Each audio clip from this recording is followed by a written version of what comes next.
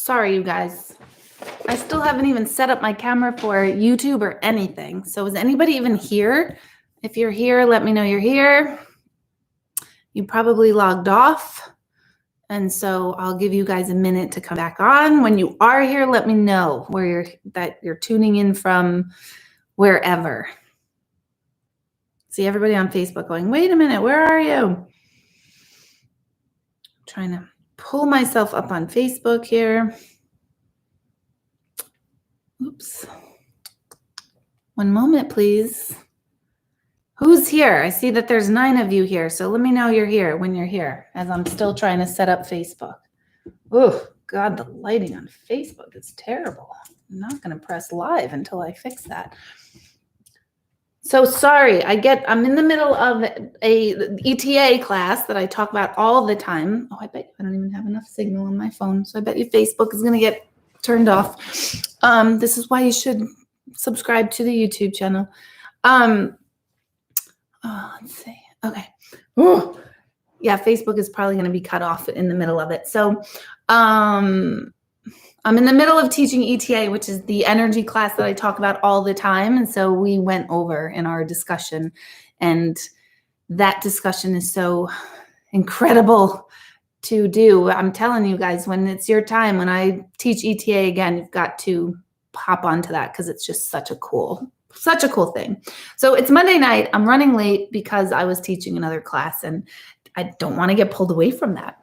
So how are all of you? Let me know who's here. Okay, now I see everybody starting to write in. Let me know if this is your first time tuning in, whether it's on Facebook or on YouTube. Those of you on Facebook, I really do pay more attention to the questions that are posted on YouTube. So if you want to find that to post questions, you can go to Deborah Hanlon or Intuitive Medium Deborah Hanlon on YouTube. So you can find me there.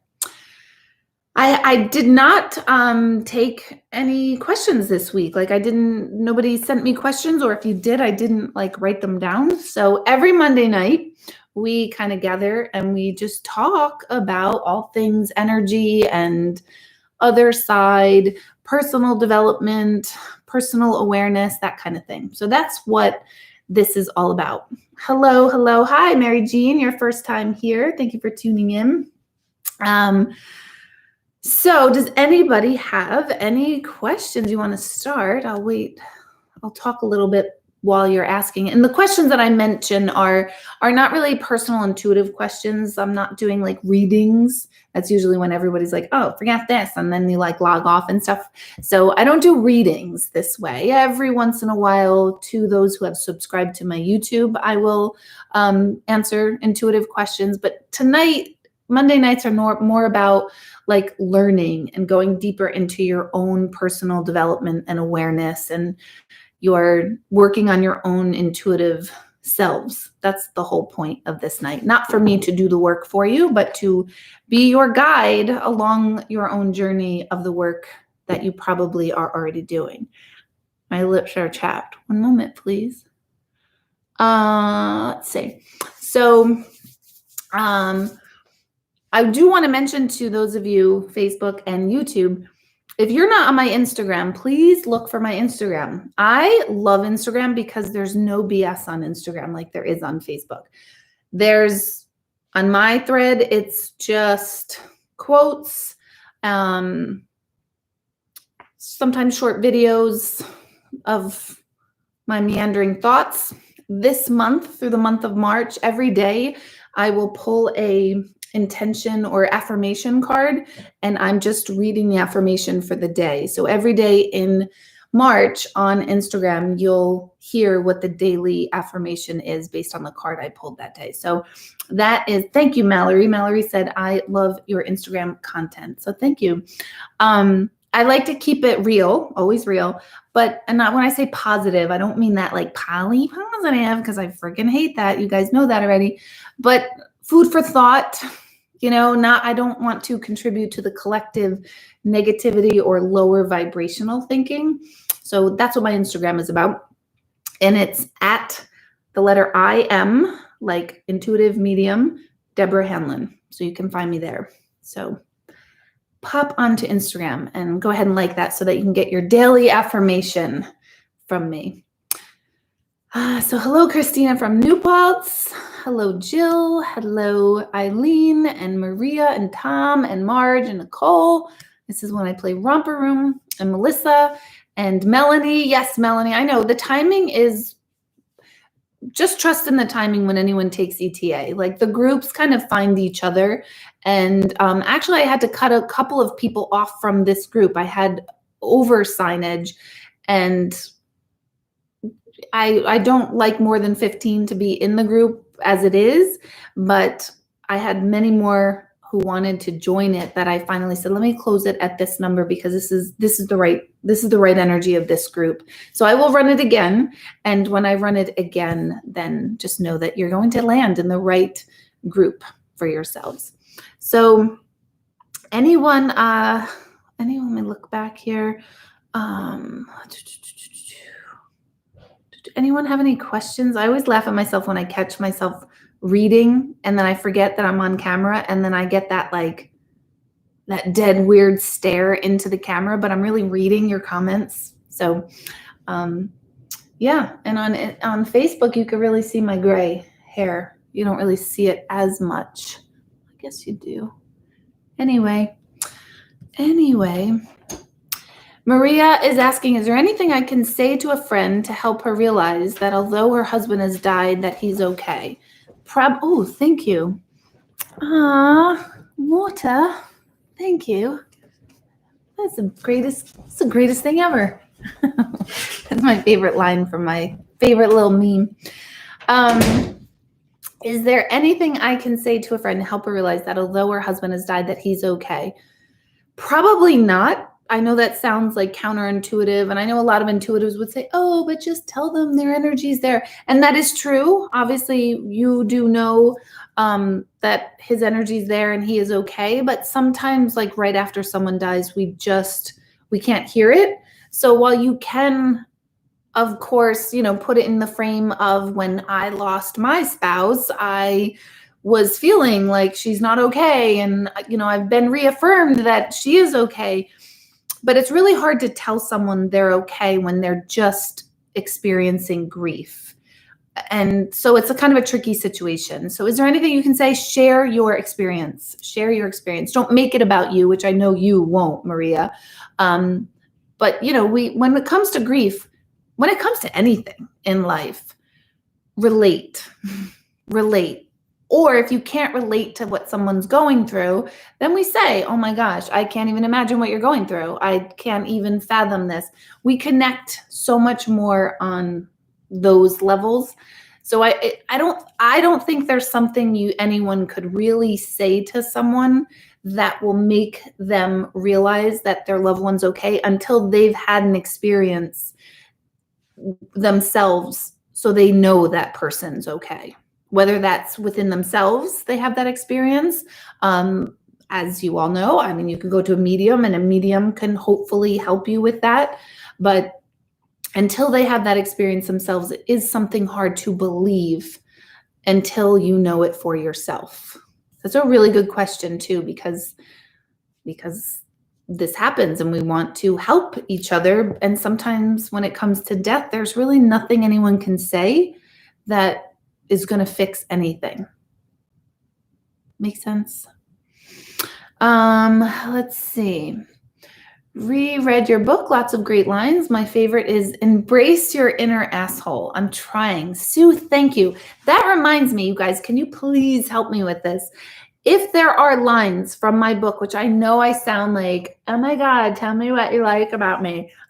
I guess I am asking you that, but I want to know what lines from my book actually jumped out at you, made you think, stopped you, helped you, and send them to me. Either post them on my Facebook pages or my Instagram pages or send me the email, but please send them to me because I'm in the middle of a project and I need lines, but I don't know what's helpful and isn't because I wrote the book and it sounds silly, but I feel like, oh, no one cares. And I'm not even saying that in like oh, no one cares about me. Tell me that you care about me. I'm not saying it that way. I just like feel like They read the book. They got it. They're fine. They're moving on. Like, who cares? It didn't do anything for them. It's good. I'm glad I did it. But I don't know what was relevant, I guess I should say. So helping me know what was relevant in those words is going to help me with this project. So if you can send me those quotes, some people are just taking pictures of the quote itself, like the paper. So you don't even have to type it all out. Anne, I don't know if you're on here, but Anne sent me pages of highlights that she liked from the book. And I love reading them. And it's going to make me sound full of myself. And I'm not. Right now, I'm not being full of myself. When I see someone highlighted sections of my writing, I read it not like it's my writing because the book came through me. I read it like, oh my God, I like that too.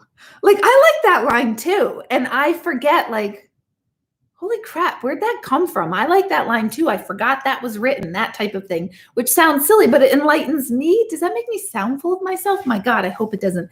But so please, because I'm working on a project with that, and I do need to know what was relevant, what was good, what helped, what made you laugh. I don't care what it is, what the quote is, like, embrace your inner asshole. And what I mean by that is I constantly refer to the asshole brain. We all have this asshole brain within ourselves that tells us all the places where we suck, right? Like, oh my God, you're so lazy. Oh, if you only had like gone back to school way back then, you wouldn't have to do this now. Oh, if you had listened to so-and-so, you wouldn't be in that position. And we are so torturous to ourselves that it's our inner asshole, as well as we are so judgmental. And as a species, we're judgmental. And the first person that says, I am never judgmental, you are probably the worst judgmental person. And why do I say that? And I say that out of love and out of awareness.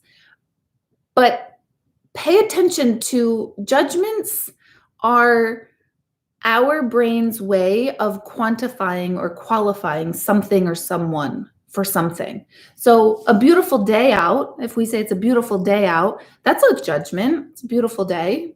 Maybe it's not a beautiful day to somebody else. So we could say, oh my God, their hair is so pretty. That's a judgment. It might be a nice one, but that's also a judgment. So judgments come in positive or negative form, but we're making them all the time to try to make sense of our world. And we're mostly doing them unconsciously. So the inner asshole brain is not only are we judging ourselves, but we're constantly judging others. And then we're calling people out for judging. I see this on Facebook all the time, and I'm sure you all do too. When someone fiercely puts their opinion, which is what Facebook's for, it's totally allowed. It's like your home. Your Facebook page is your home. You're allowed to decorate it any way you want. But get pissed when someone else decorates their home differently. Like, I don't drive around and look at people's front porches and go, I cannot believe they have that furniture on their front porch. Like, I don't do that because it's their front porch and I don't like it on my front porch, and I'm not angry at someone for wanting it. So when I think of Facebook pages as people's homes, I'm like, that's their home. That's how they wanted it decorated. That's how they feel. They're allowed to feel that way. We're making judgments all the time, all the time, all the time. And just embrace it. Be aware of it. Pay attention. That's your own inner asshole brain. Your asshole brain. Your asshole brain and my asshole brain are not always nice. They're not always right. They're not always kind. They're not always perfect. Shocker, right? Everyone, especially in the world of like spirituality, and people hear, oh, you're psychic. Oh, you must be spiritual. And I'm like, oh, no, don't do that spiritual crap with me because it's fake. It's false. It's not like, yeah, I levitate every night before I go to sleep, you guys. I'm meditating and I'm levitating. No. Spirituality is an awareness of self, all the parts of self, including the not so good ones that we all have. We all have. I think I've told this before where sometimes people will say to me, like, I'm so spiritual. I'm very spiritual. And I and my brain are like, then I'm running from you. I am not sticking around. I know you guys are laughing and some of you are like, she's horrible. Either way, I stand behind what I say. If someone can't show me their dark side and be open and honest with their dark side, I don't want to know about the light. I don't.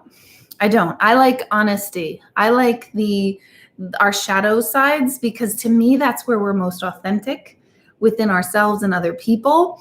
And when we connect on authenticity, then we truly connect. But if everyone's connecting on, oh my God, like here's a picture of my dinner that I cooked tonight and it looks like a gourmet meal. Well, I would never have that, because I don't make gourmet looking things. But it's like, it's not authentic. Am I just rambling to you guys? So thank you. Basically, I'm talking too much. Thank you. Thank you for that, Sue, that you like that line of embrace your inner asshole. Everyone just look when you're an asshole. Just look. It'll cut down on a lot of judgment, and it'll really increase compassion for each other. So, okay. Carrie, happy birthday. March 1st, babies. Oh, March is the month that my younger sister is going to have her baby. So we're super excited. It's anywhere in the next 2 weeks. And March is the birth of my first baby. This Saturday is my first son's birthday. And Greg's birthday is in March. So March is a big, exciting birthday month. Okay. Deb, if people choose their life plan in advance, what is the reasoning in so many choosing negativity and hatred right now? Will the plan chosen for life path turn the tide back to decency? It's a great question. It's 2 parts. And it's hard to explain the first part, because when we say like souls are choosing their experiences, people vehemently argue, then why did my daughter choose cancer and die? And no, she didn't choose that. Why would she choose that? Or why does this person choose to be abused? And it's not like they're asking for it. It's not that. It's an experience in this life that we as humans have created a judgment that something's good or something's bad, when we really should look at everything as an experience. It's just an experience. The minute we put something in a category of good or bad, pretty, ugly, safe, unsafe, trustworthy, not trustworthy, all of a sudden we start getting all these like divisions within ourselves. So if we can look at things as just an experience, then we take away the attachment to the story of what created it. And our soul can just be here to experience. The problem is the human mind gets involved and tells a big story. So the second part of your question is, will the plan chosen for life path turn back the tide back to decency? Listen up, everybody. Listen up to this one. Life is no worse than it's ever been. Take that in. I know everybody thinks the world is falling apart. What the hell is going on in the globe? This is crazy. Nobody is decent anymore. Nobody cares about anyone else. Everyone is out for themselves. It's all about greed. It's all about selfishness. No one looks out for their neighbor. I am not religious, but go pick up a Bible and go find the stories in the Bible, and that's what they're talking about. The Greeks used to get together and talk about society and have the exact same complaints. What's going on? The youth are not even respecting their elders. Our society is falling apart. Nobody cares. It's not new. This is not new. We have access to globalization. We have access to everything in the world and everything on the planet, and media streams it 24/7, the negative parts of what's going on. And so we miss out largely on the day-to-day stories that I know I hear. I know you guys are doing it. If you're tuned into this, you are the people, you're the helpers, you're the healers, you are doing that. So there are more people that are helping and healing and wanting to chip in. I meet people every day where they say, I don't like my career. And I say, okay, what do you want to do? I want to help people. More people want to help people than screw people. I promise you that. Are there a few that truly don't care? Absolutely. That's been the beginning of time. It seems like it's more because of our media and the way we relate and communicate to people. It seems like nobody matters, nobody cares. And now with quarantine, we're all retreating into those closest to us who we feel most comfortable with. And so when we go outside of our lives and we have to interact with people that we're no longer used to doing that, it feels weird. I know for me it does. I feel like, what is wrong with me? I have like no patience for anyone else outside, on the streets, in the stores. Really, I don't really go many other places because I choose not to. But I notice it within myself. Like, Deb, you just cut that person off. Or, my God, Deb, like you won't wait 5 seconds for the woman to pick the bread off the shelf. I want to go around her.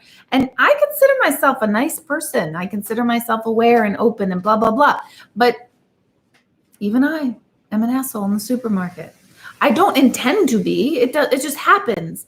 And I notice it within myself. I'm horrified with myself. And then I dial myself back. How many of you are doing that? Because we all complain about the idiot who's, reached over my shoulder to grab the bread. And you're going to turn around one day and it's going to be Deborah Hanlon. You're going to be like, wow, I used to like her, but she's such an asshole. She just got too close to me. What the hell? Because I'm in my own asshole world. But then there's going to be a day where you are the person that reaches over too close to grab the bread because they're impatient.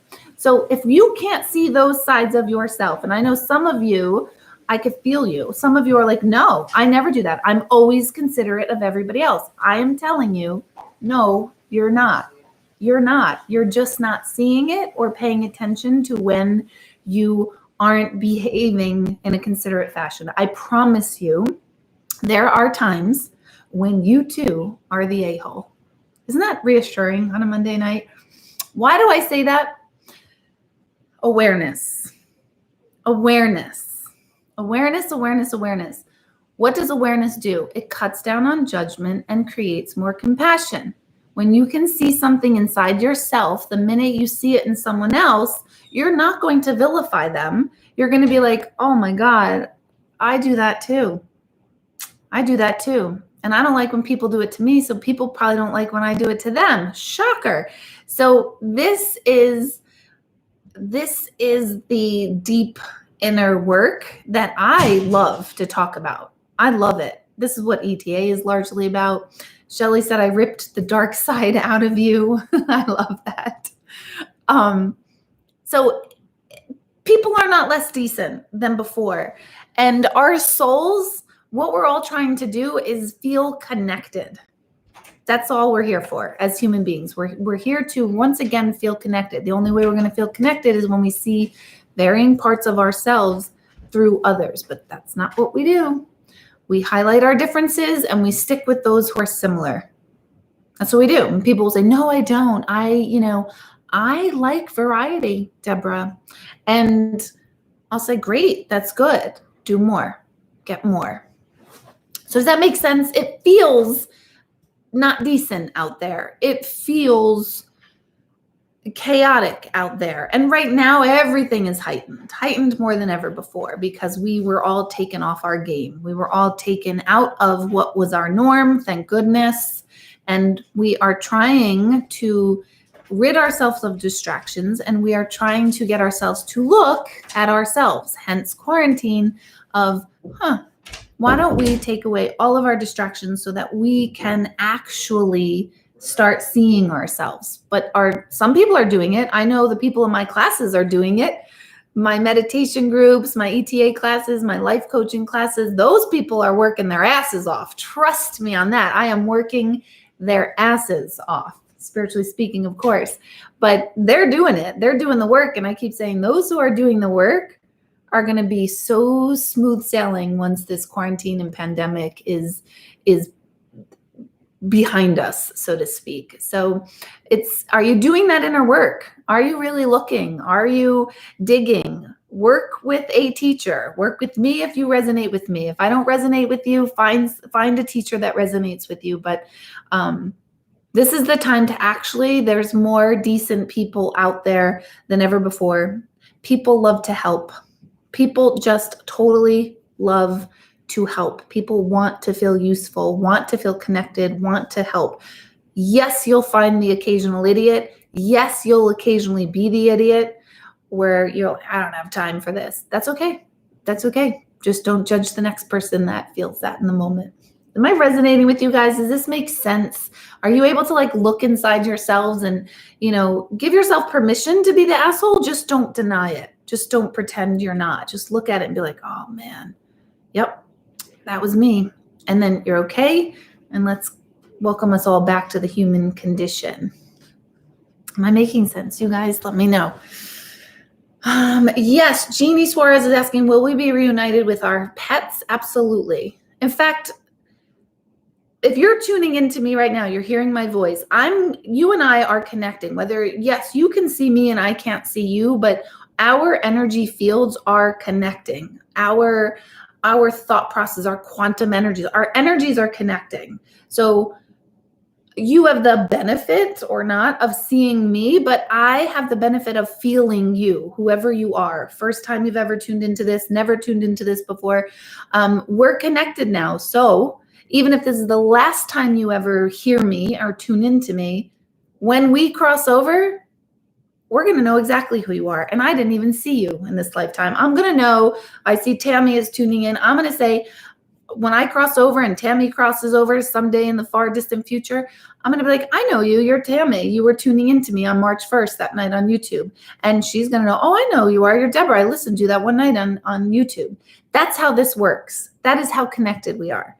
So we need to start expanding our reality and understanding of how connected we are, even if you don't feel it. If you don't think I know you're on here, I might not know you. I might never meet you, but we will know each other. We are connected because we are tuned into this moment together.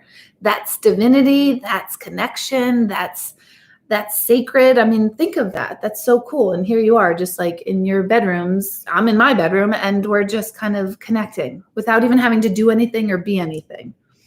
So fascinating. So we take the joy out of connecting humans. We make it so complicated when, no, we're just in alignment. All of us are vibrating on the same wavelength, even if we disagree. It's not about you agreeing with me, what I'm saying. You might be like, I hate this woman. She's a total asshole. We're still connected right now. Isn't that neat? Isn't that neat? I love it. So let's keep our consciousness to be that, no, human nature hasn't changed. We've been talking about this for thousands of years of, in Jesus's time, he was getting pissed off because the synagogues were charging people for services. So the wealthy got those services because they could pay for it and the people who couldn't. That sounds like 2021, right? But that was going on in biblical times. So human nature has not changed much at all. It's our awareness and our access to it that has changed, which makes it feel overwhelming. And people will say, it was so much simpler when I was a kid. Yeah, because you were a kid. That's why. It is supposed to be simpler. I don't think I had it simpler as a kid. I think I have it much simpler now than I did as a kid. But everyone's like, oh, I just want to feel carefree like I did with a kid. Well, then, when you're 10 and you don't have a mortgage, you might feel carefree. You might. If you had any kind of family discord, which I'm assuming you did if you're tuning into this stuff, then maybe you didn't feel carefree. But people have not changed. I promise you all that. Jen, good question. Do those who have passed get frustrated when you don't see or get the signs they send to you? Not at all. Not at all. They do not. Such a good question, Jen. They are not frustrated with us. They might feel frustrated for us, like they remember what it's like to be human and not see the signs and feel very disconnected. But that's why they've got that good spot, because they remember being human and they're just like, yeah, that was awful. I wish I knew how connected we were. I wish I knew all this when I was in human form. So they already know. They get frustrated for us for being human, but they're not frustrated at us. Like, hello, what the hell? you're not getting the memo. You know, I'll hear them say that, like, hello, I've been here all along. You keep telling everybody I'm not here, but I'm here. And they'll say, like, this morning when the cereal bowl spilled everywhere, I don't know. I was with you, and they will kind of show that proof that they're with us. Then we'll know that they're with us, but they're not frustrated or mad at us. They remember very clearly how difficult it was to be human, and they give us slack. Let's see. Maria said, when you said the book came through you, what do you mean? As a writer, just curious. I knew what I wanted to write about, but I don't remember. Well, I remember writing certain parts of it where I was when I wrote it, like certain parts I was in Italy, and I was, that was amazing. So I'll never forget writing the chapter on grief. I was in Italy actually, and inspired by a couple who had their daughter passed shortly before that trip. And Sharon and Mike, you know who you are. That chapter on grief was really channeled kind of through them, through their experience. So it just came through me because I remember editing the book many, many times. I had to reread my own writing. Oh my God, so many times. And so many times I would be like, I don't even remember writing this. Like, I don't remember writing this. So it came through me. Like, I don't remember. I didn't have a plot. I didn't have, I want to make sure I'm talking about this. I don't remember writing the words of some of it. Some of it I do remember, like the chapter on grief. I definitely remember that. So that's what I mean by it came through me. It's like I wasn't thinking about it. It just came out on the page. Okay. Carolyn is saying an asshole brain is what it is until it isn't, or is it ever not? This comment was as confusing as QP. Wait, did I miss something? Did I miss something going back? Hold on. 1 minute, please. No, I don't think I did miss something. So what do you mean, Carolyn? An asshole brain is what it is until it isn't, or is it ever not? This comment was as confusing as QP. Right, tell me what you mean, because I am confused. Let me move on to the next question. Oh my God, Nicole's saying, girl, you've heard the shadow side. And girl, you've heard my shadow side. I am no stranger to the shadow side. Okay, Kieran, hello, how are you? Are people constantly being reincarnated, or are new people starting their first life every day? What determines when you start your first life? Great question. There is no such thing as a first life. People are like, wait, how is that possible? We have to have a first. This ties back into that whole confusing topic of there's no such thing as time. So source is source. Energy is energy. And there's no beginning or end to energy. It just is. And energy or consciousness always has been, but we didn't know that there was such thing as energy or consciousness until we became aware that it was there. So let me kind of think of an analogy for this. None is coming to me right now. There is that saying where a fish went to the older fish and asked, like, I'm trying to find the ocean. And the older fish is saying to the younger fish, what do you mean you're trying to find the ocean? And the fish says, I heard that there is something called the ocean and I want to go find it. And the older fish is like, you're in it. You're swimming in it. You're already in the ocean. But because that fish has always been swimming in the ocean, it didn't know what it was swimming in was the ocean. That's kind of like consciousness, is that we're not aware of it being here until we're aware of it being here. Does that make sense? In other words, your left big toe is with you, but we just became aware of all of our left big toes because we drew our awareness to it. It's always been there, I hope. And if any of you have had your left big toe amputated, I'm terribly sorry about this analogy, but it's been there, but we don't really pay attention to it because it's been there. We don't really need to pay attention to it. It's there. It's what's happening unless we have something wrong with it. So it's same thing with consciousness. So source has always been there. And so therefore life has always been there. And really all that source is this massive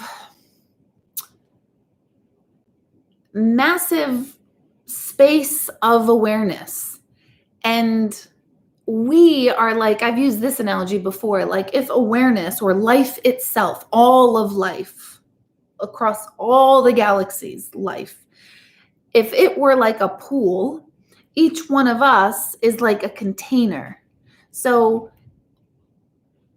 if we dip this container and we fill it with the essence of life or consciousness, we would experience this consciousness as this container.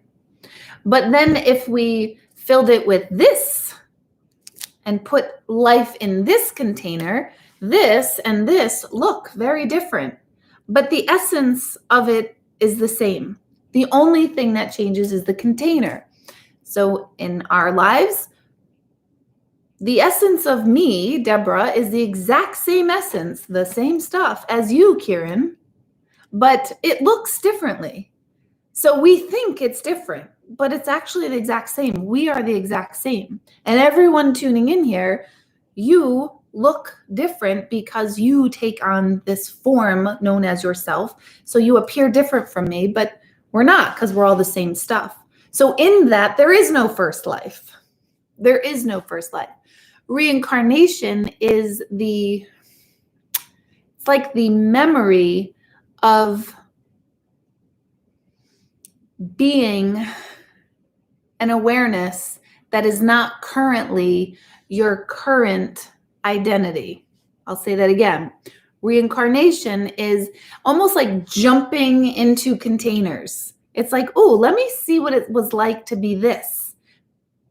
But the container of, say you were reincarnated as Joe DiMaggio at one point, and you were Joe DiMaggio, and now you're you today, you are just remembering the awareness or the container known as Joe DiMaggio. But it's always been the same container. Is that helping? I mean, it's always been the same source, different container. Does that help? I'm laughing because I'm like, oh God, sometimes I think I confuse people more than I help you. So first life and old souls, that isn't an accurate term, old souls, because everybody wants to be an old soul and everybody wants to be considered an old soul. And I don't know where the term came from, and I don't know how old or new the term itself is. I don't know if we've been using that term for 5,000 years or if that's something new in the last 40. I have no idea. I should look that up, or maybe somebody else can look that up and let me know. But the concept of old soul is, wow, they're wise and they must have been around the block many times. But really, they're just aware of all the varieties or containers that awareness can take on is an old soul. Does that help, Karen? Does that help? And any questions that are that I'm answering, but you're like, no, I didn't get that, let me know. Like maybe I need to say it in a different way too. So, you know, if you're someone that you're like, no, I don't get it, then let's talk about it. That's what this whole point is. Hold on, I saw you write something else. I feel I'm always awkward and I always overthink if I'm being the a-hole. Oh my God, how many of you think that? And I totally see that in you, Karen. I always think I'm the a-hole. So then we have those people that are hypersensitive to, what if I'm the idiot? What if I'm the asshole? What if I'm being inappropriate? So somewhere between not thinking you're the a-hole and always thinking you're the a-hole, we want to find the midpoint. We want to find the midpoint that you're just landing in yourself, because sometimes we are, and that's okay. That's okay, you guys. You know, it's okay not to be perfect and amazing and considerate and kind and thoughtful all the time. In fact, you all know you're not on Facebook. I've seen your shit, you guys. I've seen your posts. You've ripped someone apart. I've seen it. Some of you go, no, I don't engage in that on Facebook. I've seen it. I've seen, like, I've done it myself. I'm not pointing fingers, but I want everyone to see, like, when did you? Yeah, you did. I have an ad that I don't know how to stop on Facebook, right? I actually tried this morning to stop this ad just because I don't feel like paying for this ad anymore. I don't know how I set a continuous ad. But I get so much negative feedback on this ad and it makes me laugh. I honestly am like, okay, bring it. You guys bring it. Like, I'm okay. But every time I've totally lost my train of thought. Every time I get negative feedback on this, I'm thinking to myself, like, instantly, I want to rip this person apart. That's like, you're a fraud, you're a this, you're a that. I want to rip them apart. I have no idea who they are. Maybe they're a troll. Maybe they're not. Maybe they bend to me and they hate me. Maybe they never seen me. I have no idea about who these people are, right? And my instant thing is, this motherfucker's calling me a fraud, right? And I get all pissed. And then I'm like, Deb, are you a fraud? No. All right, then who cares? Like, who cares? So I sometimes, not all the time, but sometimes look at the person when they make these comments. And a lot of times they're not even in my town. Like, one particular woman likes to really come at me a lot, and I'm actually finding it fun. Then it brings out the passive aggressive part in me, which is not nice, but she's there and I have fun with it. Now all of you are going to look for this ad, and suddenly the ad's going to appear that it's working because all of you are going to look for the ad. And I'm going to wind up paying a lot more for the ad. But anyway, it doesn't matter. It's okay. It's all good. So she said on one of my posts, something to the effect that I scared the crap out of her friend, and she was sitting with her friend during a reading, and I convinced her that her father died, and he was not really dead, but I scared her so badly that she ran out of the reading and she went to go see if her dad was dead or alive. And first of all, my first thought was, well, why didn't you just call him up? I'm just curious. Like, should have called him. I don't know who this woman is. And I asked her. At first, I'm being genuine, like, oh my God, when did that happen? Who is this?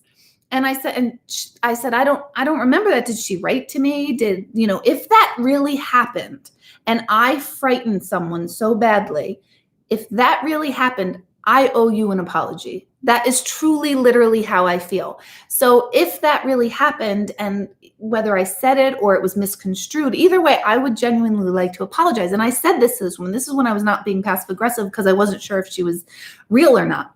And then she writes more, and I sat with her and I was like, okay. And her English wasn't good. Like, I was sat with her is what she wrote. Not like I've read it 4,000 times or anything. To analyze and go in and, like, really dig deep because I fucking hate her right now. No, I'm just kidding. I really don't. I'm having fun with it. And so I asked her, well, where were we sitting and what happened? I'm asking her these questions. She doesn't answer. And then finally she does answer.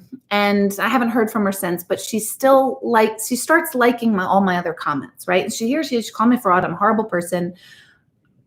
True or not, I still don't know. I don't think so, you guys, because she also lives in England and I have not done any readings in England. But anyway,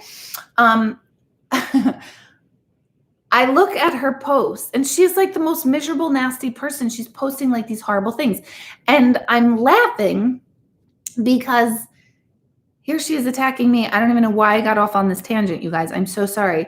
But overthinking being the asshole is really kind of where we came with this. But here's someone who's projecting that I'm this horrible person, and then she's posting all these like terrible, horrible things on her post. And I'm like, okay, all right. So we think we doth project too much, as they say. Am I making sense? I hope I made the point. I probably just overspoke it because I got into it and I don't want anyone to like bash this person. I don't want anyone to, if you do see the post, please don't feel like you need to come to my aid or rescue. Like, I'm good. I could delete her. I could block her. I'm kind of having fun with it. I'm not going to lie. I know that's not good. Most of the people I block, I delete, like, I just don't need that aggravation. There's something about their energy that's got me hooked. So and I'm not right, and this is my inner asshole talking. I'm engaging in this. And maybe now I'll delete it so that I don't want anyone bashing her or coming at her. I really don't, because then I'll feel horrible, because I don't need that. So I better delete it. I got to delete it now, because I'll just feel terrible if people start bashing her. Maybe she's a horrible person. Maybe she's not. Maybe she like feeds 100,000 orphans in England. I don't know. Maybe she's the next Mother Teresa. I have no idea. But I'm having fun with, tell me a little bit more about when I scared your friends so badly. So there's my inner asshole. Do you see what I'm saying, you guys? Do you see when you guys engage in stuff and it's like I could have just blocked her and just not even had this conversation. But this is going on a couple months now. It's been, must be bored. I must be bored. It's quarantine. I'm going to blame it on quarantine. Okay, Christina, I'm back to answering your questions. Is there a reason we as humans as a whole are so blocked? I feel like we have so much potential spiritually, even as humans, that we'll never reach. Some will and can, obviously, but as a whole, is there a reason behind that, or is it just programming our generations? Not to sound annoying, but because the human race has not taken energy transformation awareness, ETA, with me, because that's what the whole program is about. We have so much potential. That's the annoying thing. We are aware that we are aware, unlike any other species on the planet. We have self-awareness, which means we have the ability to self-correct and look deeper into things. We have the ability to create meaning for anything. We have the ability to find a purpose, which could go awry. So we have so much potential, but it is our neurology and our conditioning, or our biology, I should say, and our conditioning that has us trapped in a tape or a story about ourselves and about our identity and about our ego, which then creates a story about everyone else around us, hence the a-hole brain, that keeps us on this loop, and it keeps us completely limited, completely constricted, limited, small, because it's the way we're wired as animals. And yet, even though it's our wiring, we have the ability to override the wiring, which I do believe was the initial and original intent of every religion on the planet, was to highlight, oh my gosh, you are an amazing being of light and potential in the planet. What are you doing with it? And we have royally fucked this up. We have completely messed this up. I'll say it that way. Because of our conditioning, because of the way we behave and respond, and what we don't know and what we don't care about, and everything that we filter out of our brains, all this reality and non-consciousness that we're not even paying attention to, because we are so married and so committed to, this is who I am, and therefore that is who you are. And we all stay stuck in these really dumb stories. You guys, we are in a mass dumb story. All of us. We believe, all of us, myself included, we're in this dumb story. What do I mean by dumb story? Like, people are like, gee, Deb, I want to tune in for like hope and happiness on Monday night. And you just told me our lives are all a dumb story. But they are. We believe in lack. We believe in competition. We believe in separateness. We believe in injustice. Similarly, we believe in justice. This is an interesting concept. And that messes up with our wiring. However, if we understood ourselves more, my opinion, if we understood ourselves more, we can jump past all of that and evolve much faster. So what do I mean by we believe in justice? Think about it. The concept of justice is not real. It's not true. There's no such thing as justice. What do we mean by that? This has been on my mind a lot. I actually was like, oh, one day I have to do a YouTube about that. And then it never came up again. And now here it is. Say, and I know some of you, I don't know if you're tuning in right now, but I know some of you have absolutely had family members, friends, loved ones who have been murdered by someone else. And so then our system of humanity, we seek justice for that. And we want that person who murdered our loved one to be in jail, or some of us want the death penalty, or we want justice. But if you really look at it, even if that person who killed your person, even if they went to prison and got beaten up in prison and harassed in prison and maybe even died at the hands of another injustice act in prison, still didn't negate the experience of your loved one being murdered. So was there really justice? So we make up this concept in our brain of justice, things being equaled out. And what I think that came from is nature has a sense of rebalancing any imbalance in nature. When our oceans get polluted, the algae or whatever it is works harder to clean up that oil spill, to rebalance the ocean's health. Our forests, when they get too old and have too much brush underneath, a forest fire, natural forest fires start and clear out the forest so that nature can create new again. So nature's nature is to stay and remain in balance. That is nature's nature. When we became humans, we wanted to put things in balance. And so we took a very quite natural, literally natural concept of balance, and we tried to put it into our behavior. And we call that justice or injustice.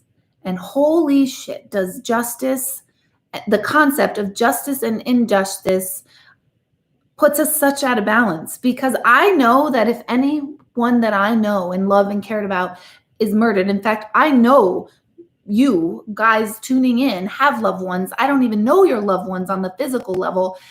And I still don't feel that any of you have received justice for a crime that was committed. So is there something known as justice?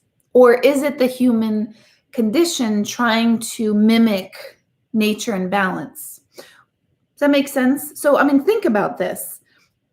Because something not being fair, yes, there's that concept. And I'm not saying murder is good by any means, but I'm saying, why are we trying to put it in balance in some way when there is something bigger that possibly could put losing someone back into balance in a heinous way, back into balance?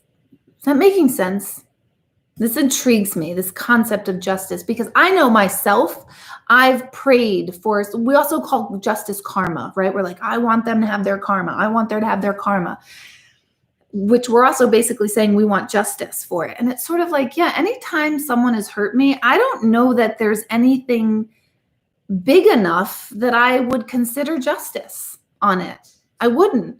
Nor do I want to stay in and live in the concept of wanting karma or justice for others, because then I'm out of balance when I'm not seeing that happen or I don't think it's happening.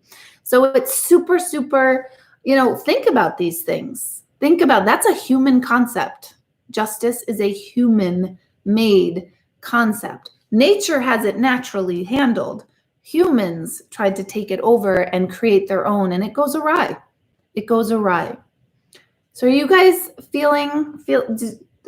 what is that doing to you guys? I want feedback. I want to hear what your comments are. And I know a lot is going to be like, yeah, but what do you think, should happen? I don't know. I don't know what to do with it. Like when someone gets murdered, what do? I don't think we should be like, oh, let the universe take care of it. Because I know myself, a family member, a loved one of mine is murdered. I'm coming for you. I'm coming for you. I'm not going to be like, the universe will set this back into balance. It's going to be all okay. I'm not that idiot. I'm not there. I'm not that spiritual, if that's what we want to call spiritual. So I don't know what the solution is, but I'm just saying that here we get stuck in this concept of justice when it's not really accurate. It's not really accurate. Or is it kind? to request justice, because justice is really just asking for karma, or asking for, you know what, if this happened to me, I want my reward. I want my reward for that happening. Where's my reward?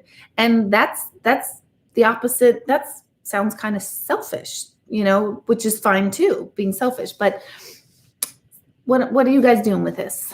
Thank you, Margie, for that comment.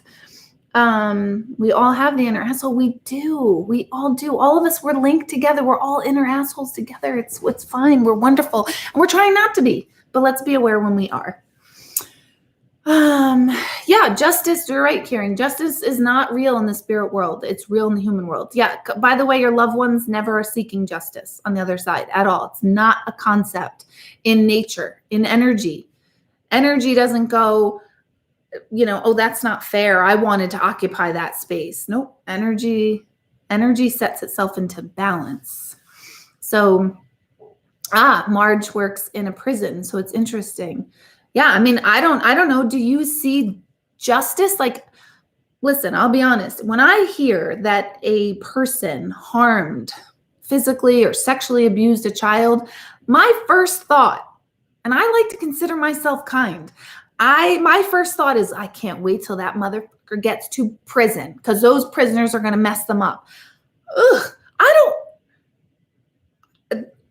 want to feel that way. I don't want a child hurt, and then I don't want to feel like good, that guy's going to pay, because I'm seeking justice in that. But for that child that was abused, I don't think there is any justice, no matter how badly that person got hurt. In fact, many times people feel guilty when something's done for them and the person does get justice. People feel guilty as if they caused it. So where's the justice in it?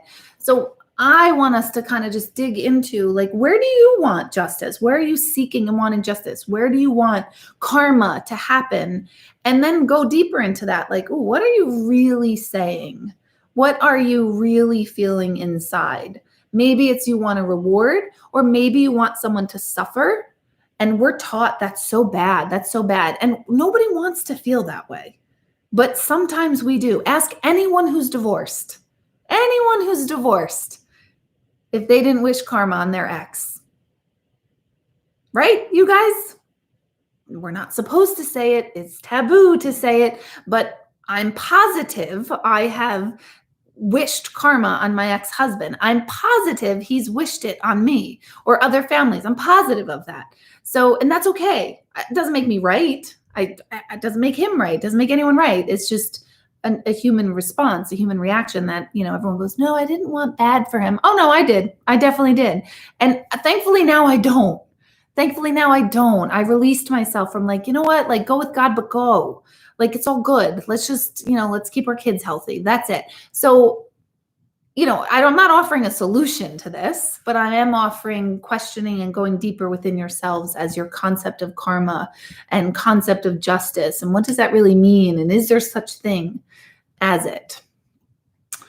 Okay, let's see. My brain hurts is what Maria is saying. Wait, I have to go back here. And for those of you on Facebook, I really do focus my attention to the questions posted on my, not Instagram, YouTube.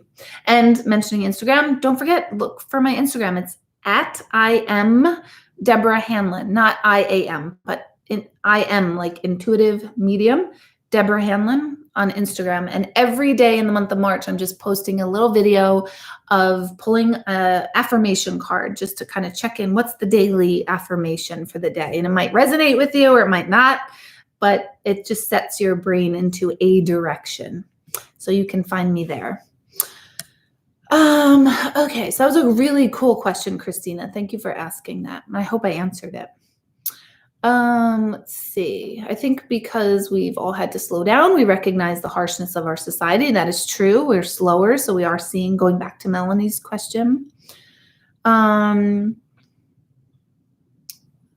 Oh, okay, Carolyn, got it. There was a comment before about your book, how it was all great except for quantum physics, then you lose me.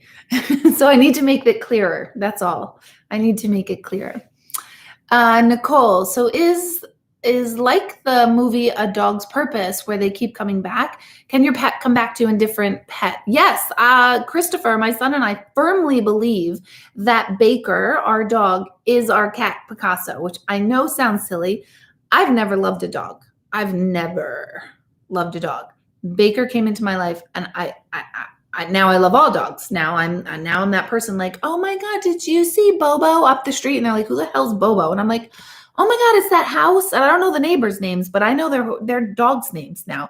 I'm that person. Weirdness, but I'm convinced that our dog Baker was our cat Picasso. So yes, that is true. Let's see. Karen says, now I have 100 more questions. How can you have a past life regression if everything is happening at once and the past doesn't exist? Because at any given moment, we are able, and this speaks back to our human potential, if we just get out of the story, we're able to see aspects of any part of ourselves. So a good analogy, this is the one that's coming visually in my head, is, you know, those, I know like SeaWorld had one because I remember it had like a little claustrophobic attack on it, but that's beside the point. But you know, like in theme parks, when you go into that thing that revolves so you can kind of see the whole park. So you go up high and then it slowly turns and you're sitting in those chairs and it's like really small and the glass there. Yeah, that was the first time I realized, oh, I'm so claustrophobic and afraid of heights. So that thing is terrifying to me, by the way. But anyway, you know that thing that I'm talking about? That thing is a good analogy of kind of like a past life regression, is that here we are, we're sitting in a time and space, and slowly our awareness is shifted and we're able to see different aspects of the park as we move around and see different aspects. We can do that in our own experiences.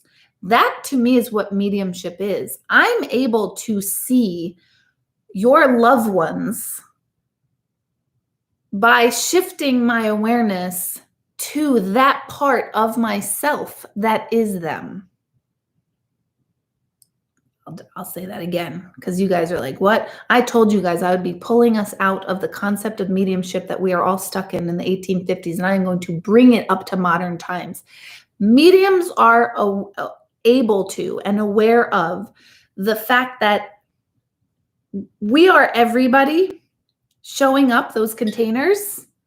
I am both this and this, as you are as well. We are both made of the same stuff. So as a medium, we're able to tap into the energy known as your loved one through knowing that aspect of ourselves, which is them. That people are like, no, you are not my dad. Nope, you are not my brother. Nope, you're not my daughter. But we are. We are. So mediums are able to tap into the quantum energy, and we get out of the story that I am Deborah Hanlon and I have 3 sons and Greg is my fiance and blah, blah, blah, blah. I get out of that story during mediumship, and suddenly I'm you, the person I'm reading, and I am your loved ones. And I'm aware of that.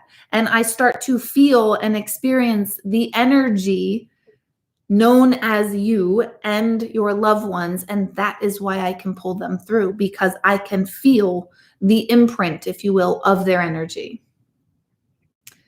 And you can too. Like I said before, all of you are tuning into this right now. You're seeing me. I'm not seeing you, but quantumly we're connected. So like Sophia and Brittany and Laura and Elena and Kat and Heather and Jen are tuning in on Facebook over here. I don't see them, and I happen to see their name popping up, and anyone's name I didn't read off. You're watching me, you're listening to me, and our brains are connecting because you're making the conscious decision of listening to me, and I'm making the conscious decision of speaking to anyone who's tuning in. So it's like we're co-creating this moment, and I'm like the beacon, and the energy is attracting itself to the people who are supposed to be listening, and that's you.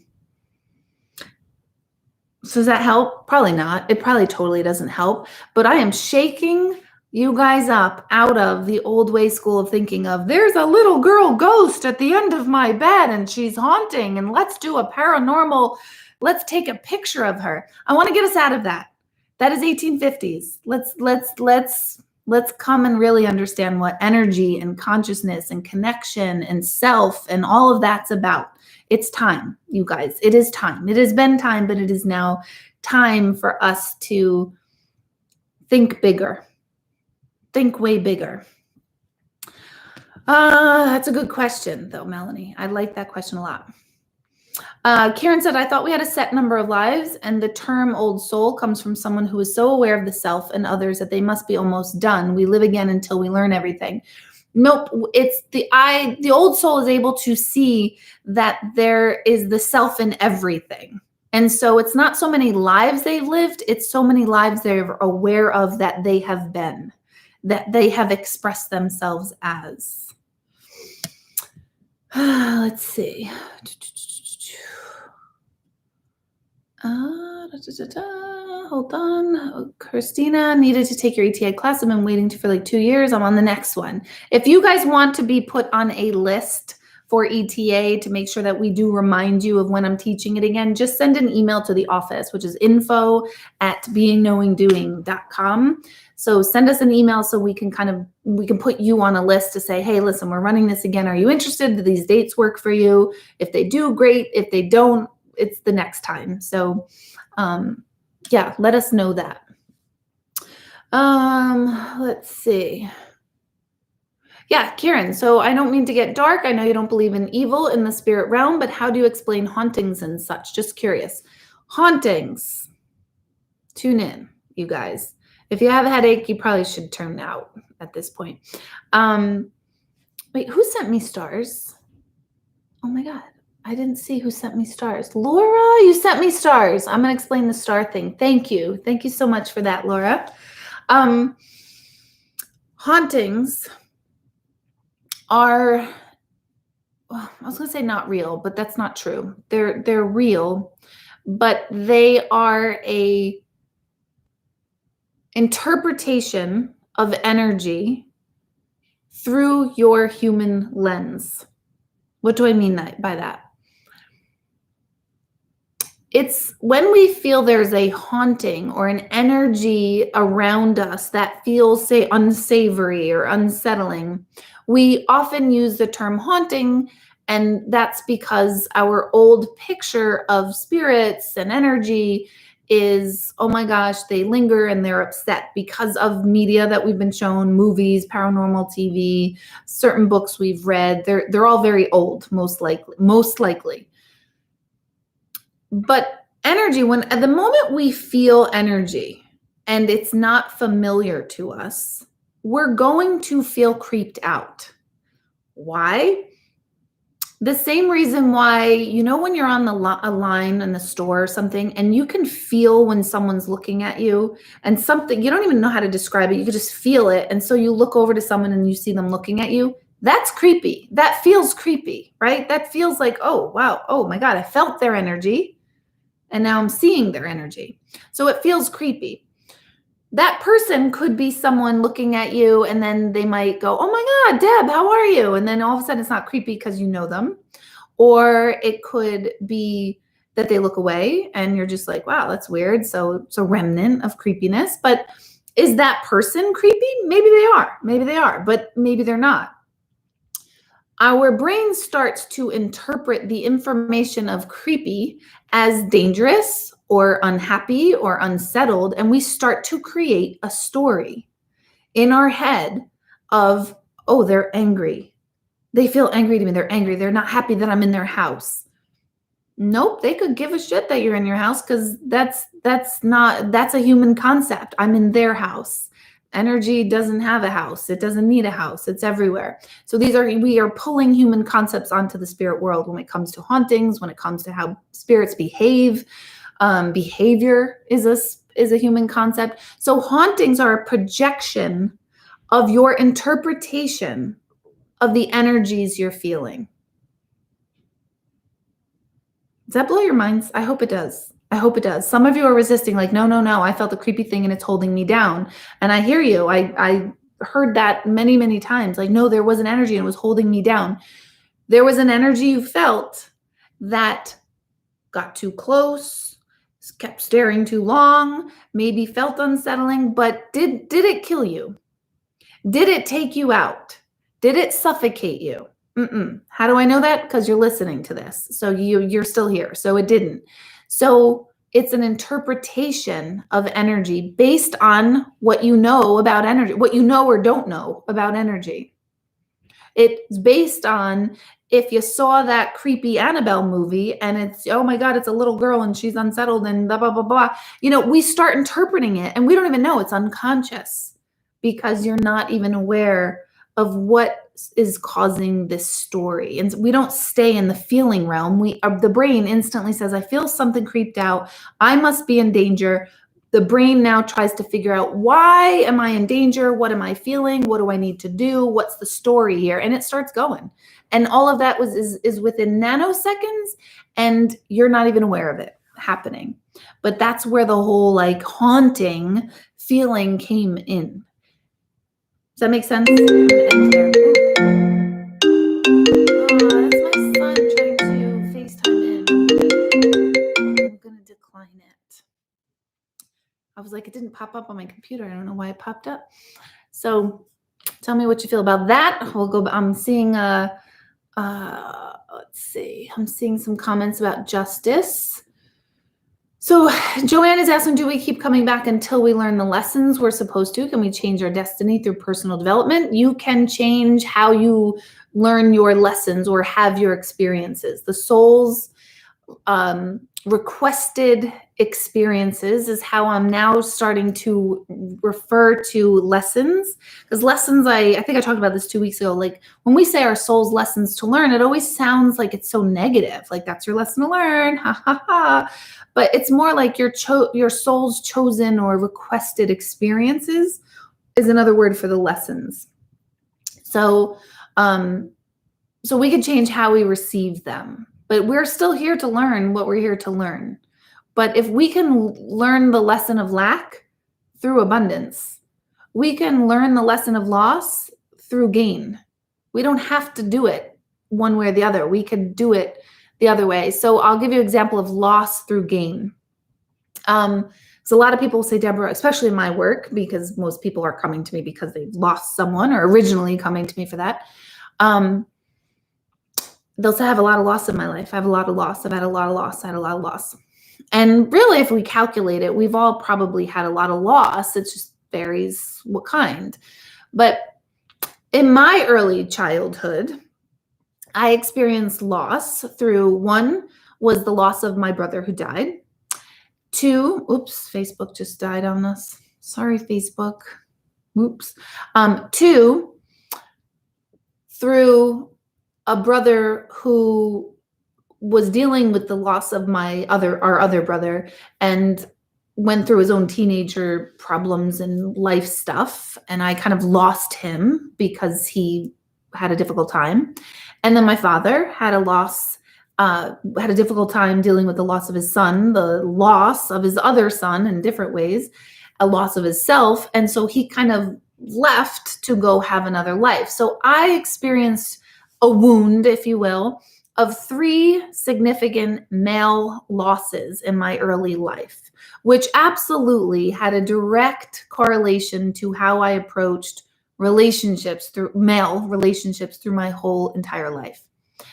And as I started to suture up that loss and see like, oh my God, I had a lot of loss, male loss, which then caused my behavior around loving males to respond in a very protective way. When I realized, oh my God, if you love a male, they're going to leave in one way or another.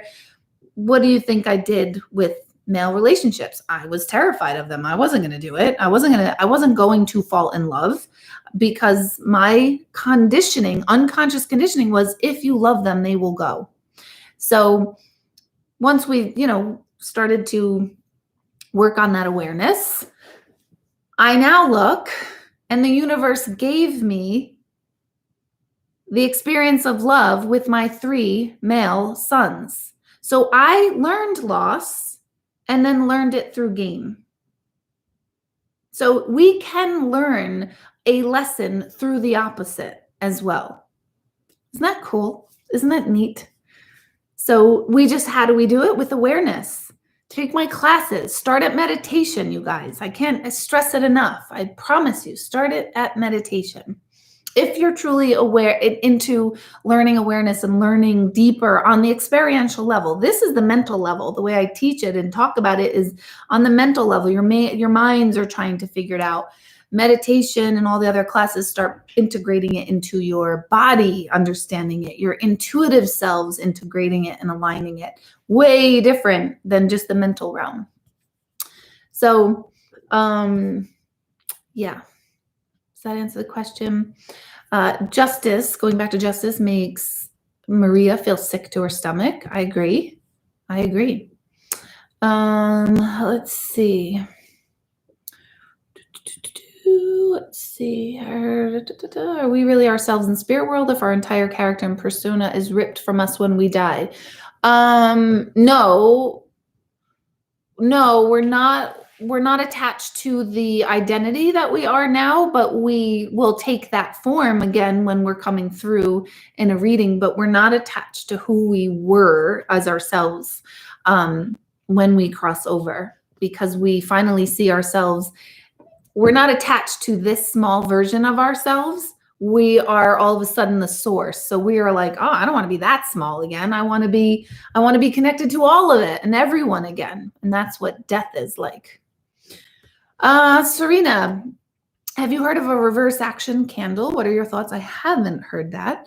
Someone suggested I burn one, but it sounded witchy to me and I didn't like it. So I don't know what that is. So I don't know how to speak to it, but, if it doesn't feel right to you, then don't do it. You don't even have to label it. I get what you mean. I would say the same word as it felt witchy to you, or it felt like superstitious. I don't even know what it is, but it feels superstitious to me. So I probably wouldn't like it either, depending on what it does or what it's intended or says to do. But if you don't like it, it doesn't resonate with you, then I would just honor that. But I'm not totally familiar with it. Let's see. Some people view revenge as justice. Yeah. And I get that. I would confuse the two as well. Like I said, with the prisoner, that's revenge. The other prisoner is getting a hold of a person that harmed a child. In my mind, I'll like to say that that's justice, but it's not. It's really not in the big picture. Even that's not justice. Let's see. You're laughing at me, but go with God, but go.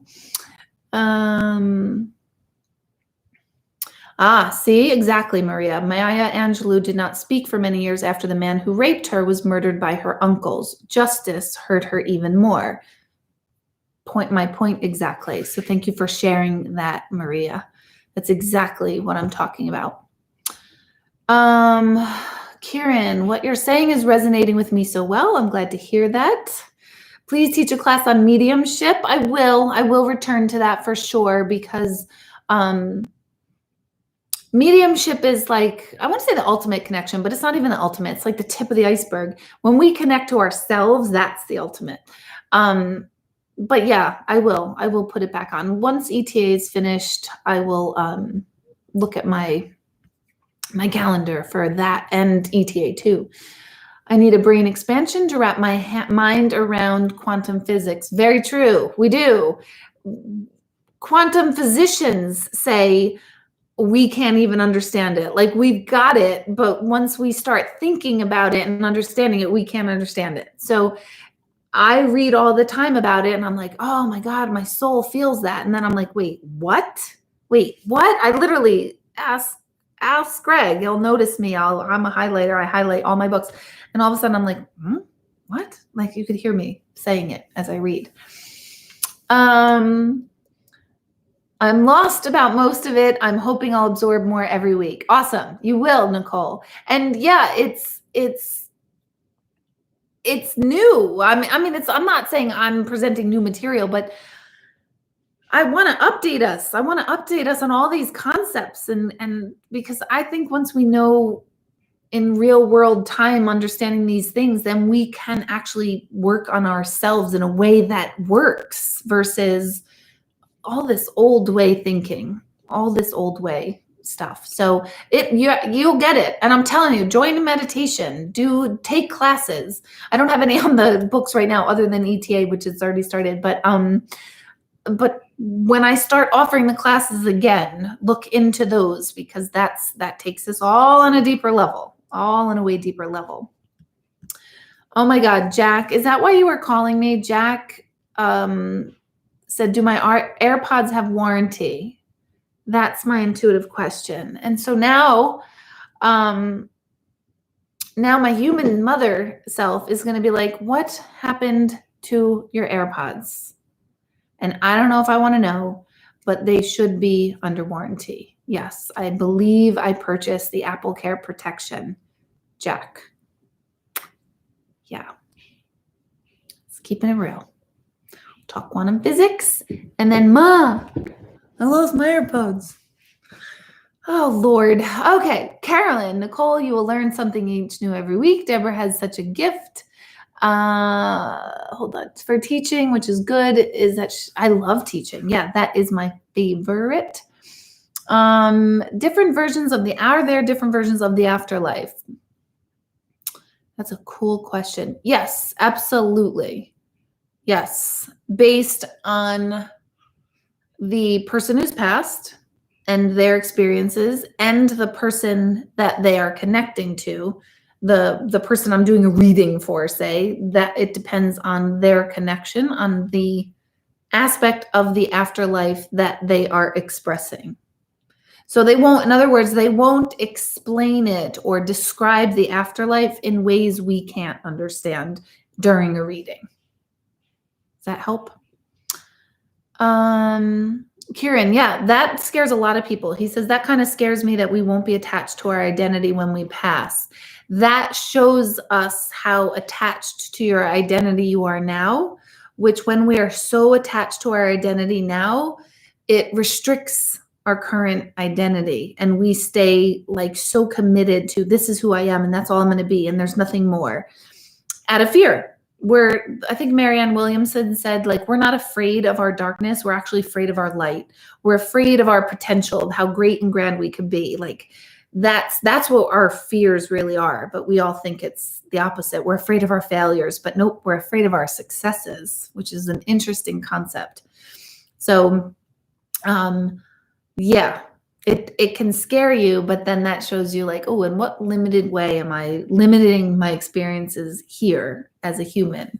In other words, who am I claiming to be that I'm so scared of what more I could be or who more I could be?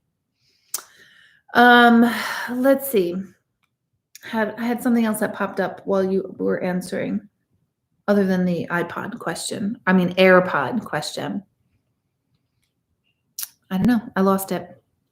Oh, yeah. Greg is posting. Yeah. If you want to take classes too, not live ones, I do have my Teachable platform that I do have classes, and I'll be adding more soon.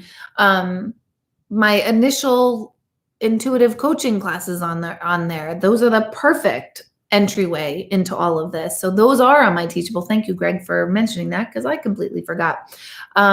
Deborah, Hanlon.teachable.com. And there's a bunch of different classes listed on there now if you're interested in stuff.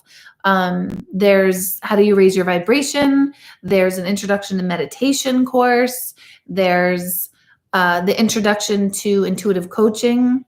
There's the free class on there that is like called Being in the Now. So you can just take that to see if that modality works for you, and that's totally free. So you just sign up to like register for my school. It's free. I don't send out a ton of emails, so you're not going to get spam and all that stuff.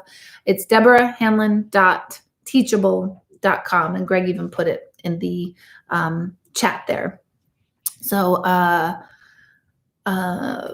yeah, so that's all out there. Stars. Thank you, Joan, for reminding me of that. And Facebook shut off because I didn't charge my phone beforehand, and I gave my charger to my son whose charger broke. Hence, I don't have my charger here. That's the backstory. Stars are something I activated on Facebook because I was following Facebook's like, hey, you have a public profile. You need stars. Let's do this. So I signed up for stars. I had no idea what they are. I thought it was kind of like another thing like likes, so like, all right, let's do this. And people pay for stars. And I think it's a penny per star, I think. And I started seeing stars come in. I'm like, oh my God, what is that? And so it's a payment of some sort through stars that people can post on Facebook. Well, I am terribly uncomfortable with this. Now that I've activated it, I don't know how to unactivate it. And now I learned that it's basically like asking for money. Or no, it's not like asking for money, I guess. It's hey, look, if you like this, you can give me money. And I am horrified by that. Ask Greg. I had a whole big meltdown over it about a week or two ago, maybe 2. And I'm mortified and I don't know how to get rid of it. And people say, no, so search engines, it's good to have and all this stuff. I'm uncomfortable with it. End of the story.